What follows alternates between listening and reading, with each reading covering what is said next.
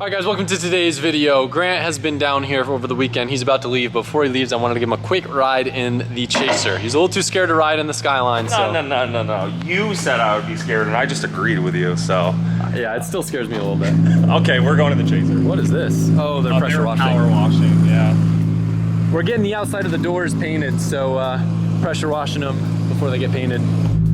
I don't know why, like, even though the Skyline's faster, I feel like I was more excited to get around this because you're a Chaser boy. I'm a JZX boy. I'm excited. So I haven't even filmed it making more power yet either. So me and Jamie turned it up on the street. I have no idea what it's making on the dyno. How much more boost is it running? So before it would make around like 28 pounds, yeah. Then it would fall off to around 22 up top. Now it holds 28 pounds. Oh my god, dude. My butt dyno would probably predict it's around 7. It's crazy. And it looks like a show car. Yeah, I love it. Yeah, and it's comfortable. so good, dude. And its school's pretty good. It's like a stock turbo. Crazy. Makes the best noises too. Oh, sounds so good, dude.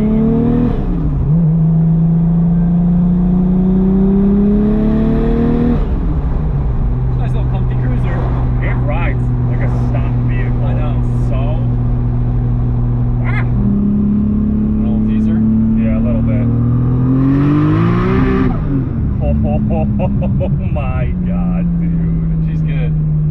It's good. Over the past couple months, you guys have heard me referring more to my finances, whether it's with selling a car, cash flow, investing, and that ties into the sponsor of today's video, Wealthfront. If you haven't heard of Wealthfront before, it's an automated investment platform that uses software to find the optimal portfolio to help grow your money long-term based on whatever risk tolerance that you set. I personally started investing later than I would have liked, and part of that is because I always thought that investing required a lot more thought and research, where had I known about a service like Wealthfront, I probably would have invested sooner because it just makes it so easy. The Wealthfront app is really cool. It's got a nice appearance to it, it's very simple, it takes minutes to sign up, and you can see all your accounts and net worth all in one place. To answer a few questions that will help figure out what risks you're comfortable with, and that will cater your portfolio to you specifically. Wealthfront is a trusted brand with over $27 billion in assets, helping nearly 500,000 people build their wealth. If you guys open up a Wealthfront investment account from my link, you can get your first $5,000 managed for free. And lastly, I want to give a massive thank you to Wealthfront for sponsoring this video and supporting the content that we do. Now back to the shop.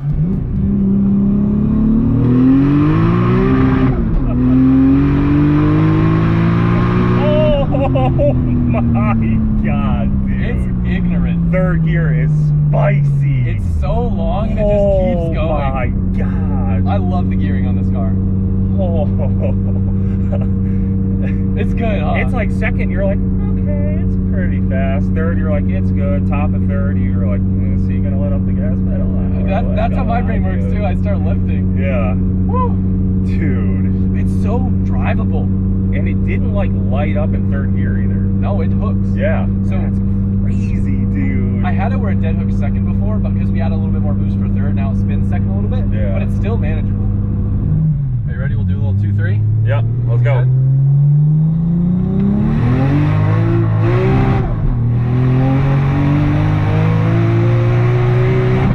All right, that was more.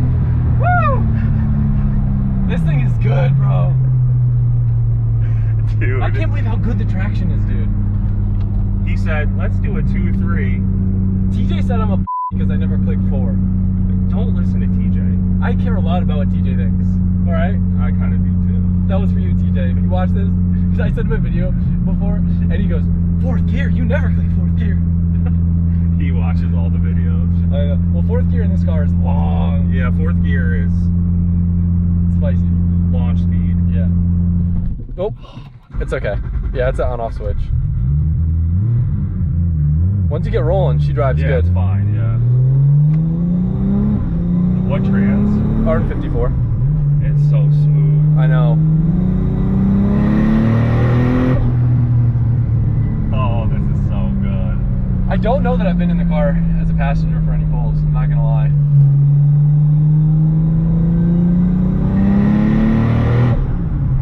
Red line, I think, is around like 78. There we go. I get nervous driving other people's cars. It's okay.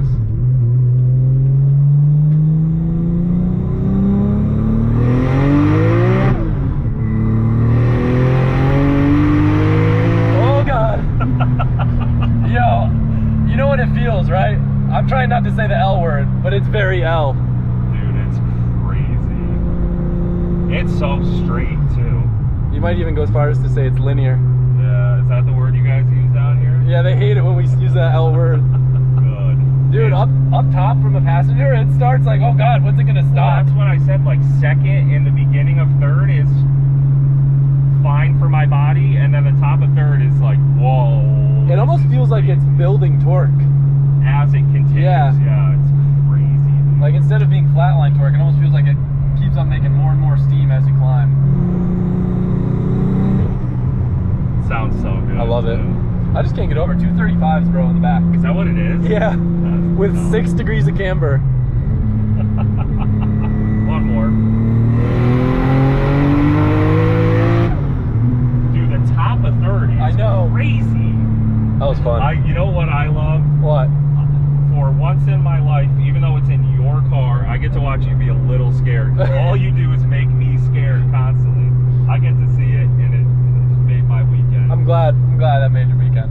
One of the final upgrades for the S15 leading into Drift Week was a new shifter setup. The old shifter setup that I had didn't have a reverse lockout, and on the BMWs, because reverse is past first and over a little bit farther to the left, what happened was with a right-hand drive car, I kind of shift like this, and I was getting stuck in the reverse gate, which was making me miss gears, and sometimes it would even happen going from third to second. So I went ahead and I got an IRP chassis mounted shifter, and what's cool about this, you'll see it has a little lockout here, has a button on top, so all the way over to the left you have first, second, and you can't get stuck in that reverse gate because you have this little actuator here. But when you press the button on the top of it, you'll see it'll slide in and then let you go over to that reverse gate.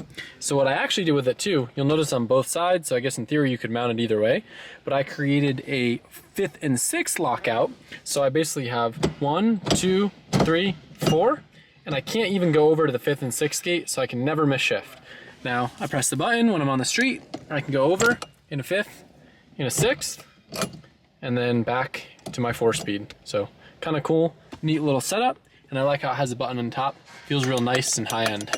With the trim and boot on it too, you can also barely see it, so it doesn't have a crazy aftermarket look to it. All right, shifter test.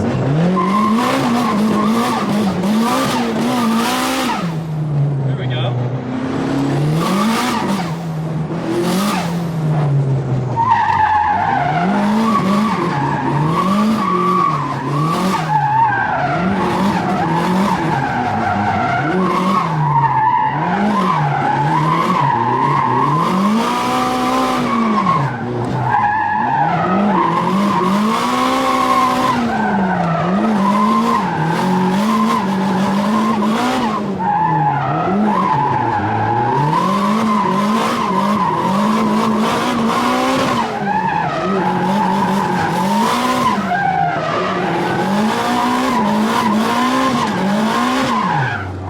Yo, this thing rips. All right, ready for 1, 2, 3?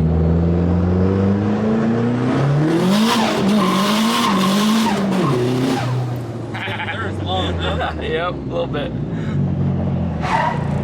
Damn, locked up the fronts. Yeah, I was trying to see, when I was hitting the brakes, the steering wheel was turning a little bit, so you might just want to make sure nothing's loose. Okay.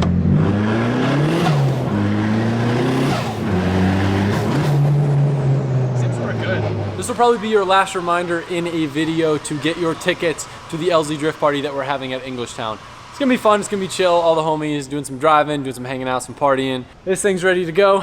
It's about to leave in less than 24 hours. I'll have the ticket link in the description and the flyer is right up here. Mike, don't forget to put it in the video, please. Thank you, bye. Now, you guys may have noticed that I haven't been driving the new GT3 much. Now, that might not be a huge surprise since I didn't really drive the GT3 RS much in Florida. We just have straight roads, so there's not a lot of satisfaction out of it. That combined with the fact that I haven't been really happy with how the car sounded. I was really waiting on headers to come in because it just kind of sounded mundane without them. But I got a solution, and I'm gonna do that today because this car is going up to the Smokies, and I gotta sound cool for the boys. The Smokies and the GT3 nonprofit organization does a run up there for cystic fibrosis, so in the middle of Drift Week, I'm gonna be flying out to Atlanta and taking this thing up in the Smokies. But we gotta give her some love today first. More compound updates. We are repainting all of the doors in the building. They're kind of faded green, so you can see that going on behind us. I photoshopped a bunch of different colors and nothing really looked good, so I figured we might as well just keep it tied in with the roof.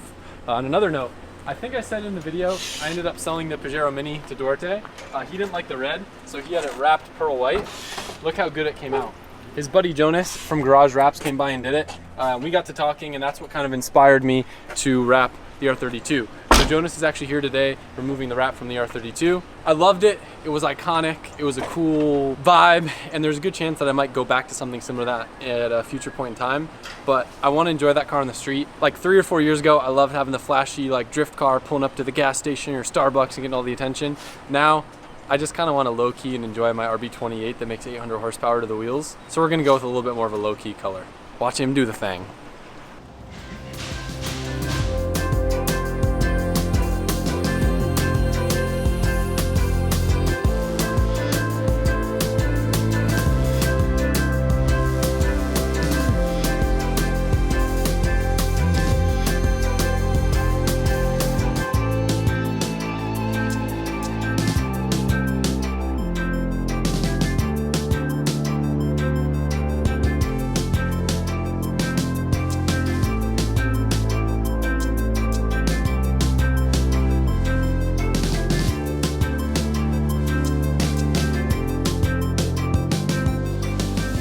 Working on the R32 right now. I'm going through and smoothing out all the panels. More or less, there was just some imperfections in the paint that we want to go through and cover up before we wrap it in Enzotech. Just because Enzotech's a very high gloss finish. It's the closest to paint wrap has gotten so far. So we just want to make sure everything's smoothed out. So we're going through, sanding everything that you will be able to see through. Right here, there's actually a ding in the door. So we're going through and we're gonna throw Bondo over it, make sure it's all level and lines up with the body gap. Front door handles, the same thing. There's a couple more spots with fiberglass that we're gonna be going through and touching up, but I won't be doing that myself. That'll be someone else. So, so more or less, just making it look all good.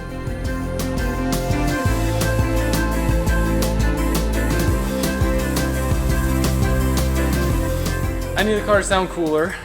JCR's headers won't be in time for the Smokies, so I happened to find another set of stock headers. So now I have the confidence to delete the dummy material from the OPFs. So this right here is what's taking all our sound away, and I'm trying to see if I can chisel it away. It's not a cat. I don't even know if we have OPFs in the US. I think this might be like a fake OPF material. I don't really understand, but it's getting chiseled out. It would be easy, they said.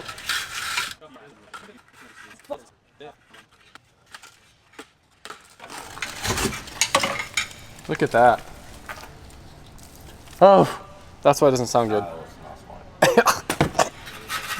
Yep.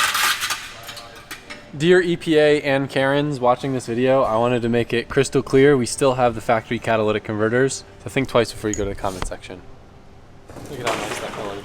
Looks beautiful. Look, neochrome. Yeah, the expensive kind. Real neochrome. Yeah. To be fair, I do have neochrome bolts on this car, so. Yikes. Let's hear what she sounds like. I'm gonna need a little warm up before I can rub it.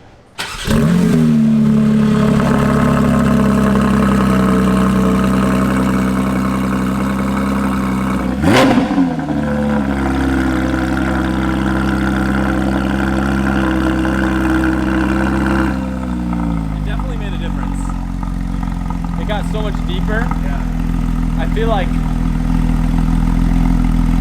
you know? Now we do catalyst after this. This is B3. Yo, so these cars catalyst, I did it on my other GT3, not the move. They get like ear-piercing VQ rasp, kills the sound of the car. Cats are key. Not on a lot of things, but on these, we like the cats.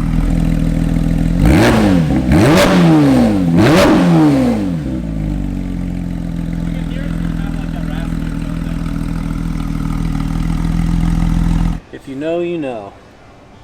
Friends don't let friends ride around without D-nib tires. Step your game up, boys.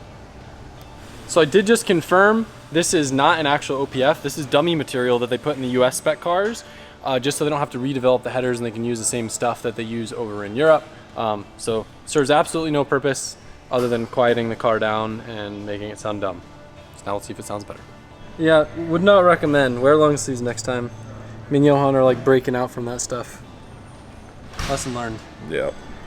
Let's go see how it sounds.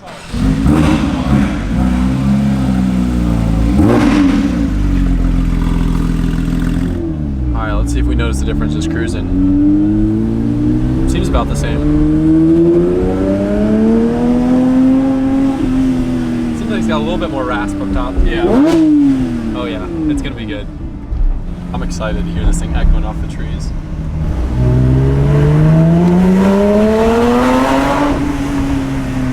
Still sounds a lot different than the previous generation, but yeah. All right, I'll give her a good old ripperoonie.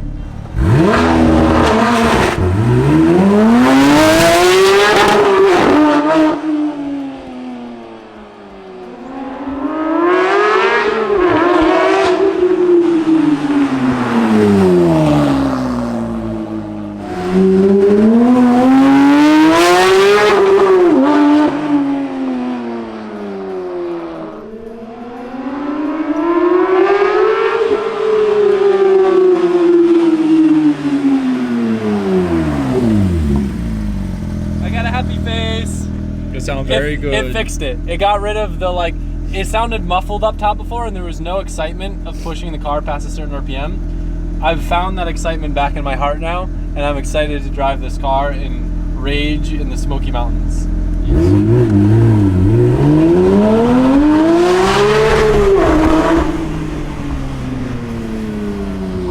She's spicy. Good girl. As you guys know, I didn't spec this car out. There's 3 things that I would have added if I was to have spec'd this car out. Maybe 4, I would have changed the wheel color, but 3 things. I would have done a carbon roof, which I obviously can't do now. I would have done carbon mirrors, which I can do now, and I would have done front axle lift, which doesn't make financial sense. So when I got the car, I ordered these from Porsche of Naples, and we're gonna figure out how easy it is to swap these onto the mirrors. I think it'll look nice, break up the car a little bit, save some weight.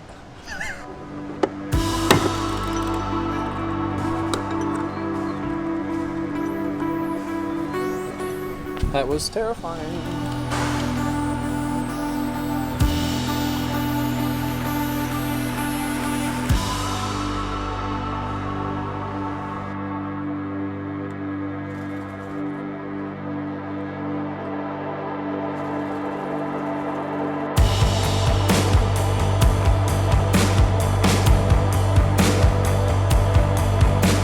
When y'all are wondering why you can't catch me in the mountains, dude, the grams we're saving here, insane.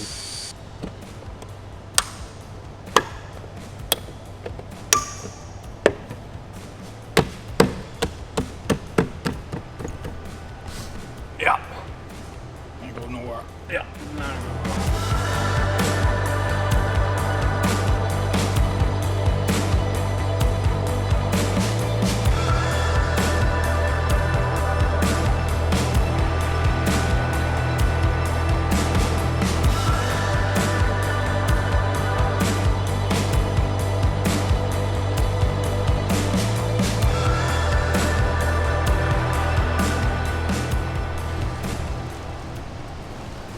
Inside that little head of yours.